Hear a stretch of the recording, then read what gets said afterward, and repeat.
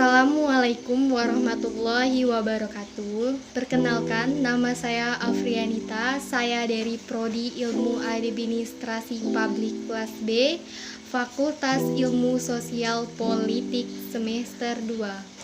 Di sini saya akan menyampaikan mengenai teori pembangunan, yaitu mengenai teori ekonomi kapitalisme yang ada di masyarakat Indonesia beserta penjelasannya. Dengan dosen pengampu Dr. Dejonet Santoso, Dr. SMA. Baiklah teman-teman, simak penjelasan saya ya. Terima kasih.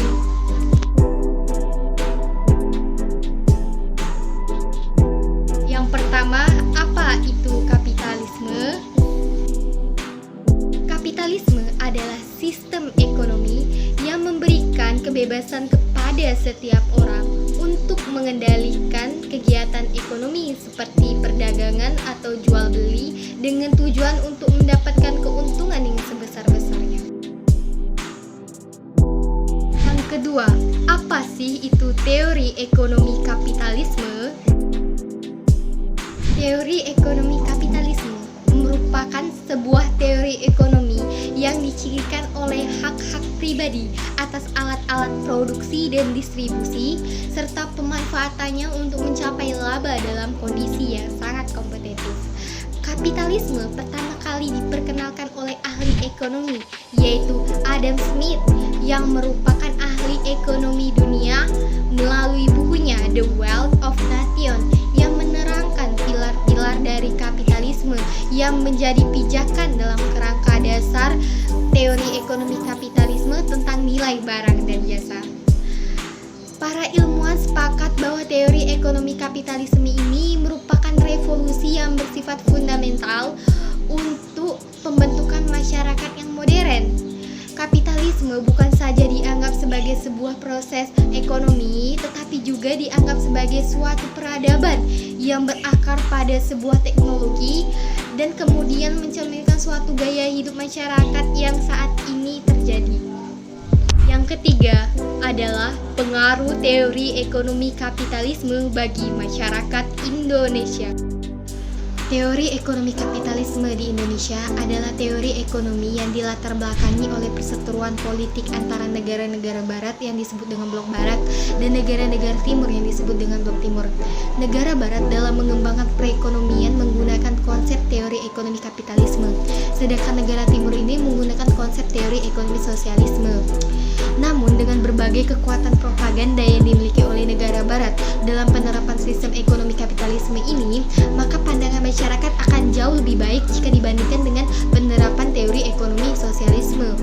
Indonesia ini adalah anggota negara non-blok, namun pemerintah dalam menerapkan teori ekonomi masih menggunakan teori ekonomi kapitalisme. Hal ini dapat dilihat dari beberapa indikator yang telah ditetapkan oleh pemerintah Indonesia. Yang pertama yaitu dengan dihapuskannya berbagai macam subsidi.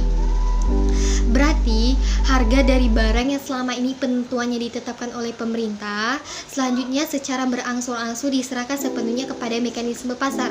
Maksudnya di sini adalah bahwa harga barang yang sebelumnya telah ditetapkan oleh pemerintah, yang telah diatur oleh pemerintah dan pengendaliannya pun telah diatur oleh pemerintah. Pemerintah ini pun menyerahkannya kepada mekanisme pasar atau memberikan kebebasan kepada mekanisme pasar atau yang disebut dengan pelaku ekonomi. Yang kedua adalah nilai kurs rupiah ini diambangkan secara bebas. Nilai kurs rupiah ini tidak boleh dipatok dengan kurs yang tetap. Dengan kata lain, besarnya nilai kurs rupiah ini harus diserahkan atau ditetapkan kepada mekanisme pasar. Yang ketiga adalah privatisasi BUMN. Salah satu ciri ekonomi yang liberal ini adalah semakin kecilnya peran pemerintah dalam bidang ekonomi atau campur tangan pemerintah ini semakin kecil atau tidak ada. Nah, dengan dijualnya perekonomian atau BUMN ini kepada pihak swasta, maka semakin memperjelas bahwa Indonesia ini semakin liberal. Di mana masuknya Indonesia dalam tata perdagangan dunia ini semakin memperjelas komitmen atau keyakinan Indonesia ini untuk masuk ke dalam liberalisasi ekonomi dunia atau kapitalisme global. Itulah penjelasan saya mengenai teori ekonomi kapitalisme di Indonesia. Kesimpulan dari teori ekonomi kapitalisme yang saya jelaskan dari awal pertama tadi, bahwa teori ekonomi kapitalisme ini lahir dari pemikiran Adam Smith pada abad ke-17 Masehi. Teori ini menghendaki setiap orang diberikan kebebasan untuk berusaha dalam persaingan sempurna dengan meniadakan sama sekali intervensi pemerintah. Teori ini berlaku hingga tahun 1930. Setelah bahwa perlu adanya intervensi pemerintah dalam menatah perekonomian dunia melalui kebijakan pembelanjaannya, konsep ini diungkapkan oleh Keynes. Dalam konsep ini, sektor swasta dibiarkan untuk berkembang, namun intervensi pemerintah tetap diperlukan dalam menstabilkan perekonomian. Sejak tahun 1944, konsep Keynes ini telah dianut oleh negara di dunia ini, termasuk oleh negara-negara anggota PBB. Namun setelah terjadinya krisis minyak dunia, maka mengilhami kembali munculnya teori ekonomi kapitalisme ini. Nah, itulah teman-teman penjelasan saya mengenai teori ekonomi kapitalisme. Semoga penjelasan saya ini bisa menambah pengetahuan yang luas kepada teman-teman dan semoga bermanfaat. Apabila ada tutur kata saya yang salah dan kurang mengenakan, saya mohon maaf dan kepada Allah saya mohon ampun. Sekian dari video saya. Waalaikumsalam warahmatullahi wabarakatuh. Terima kasih.